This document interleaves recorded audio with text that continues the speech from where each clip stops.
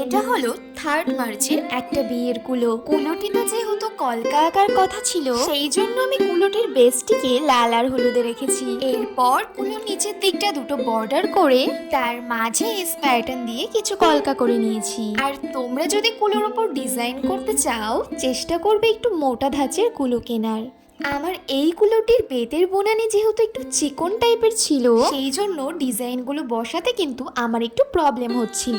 যাই হোক, নিচের দিকে যে এরকম বর্ডার করেছি, ওপরের দিকেও কিন্তু সেই রকম একটা গোল মতো বর্ডার করে মাঝে পদ্ম ফুল দিয়ে দু সাইডে কলকা নামিয়েছি। আর সবার শেষে বর্ডারের সাইড দিয়ে একটা তুলির সাহায্যে গোল গোল ফোঁটা দিয়ে নিয়েছি। এরপর কুলোর দু সাইডে হালকা কিছু কলকা করে নিয়েছি।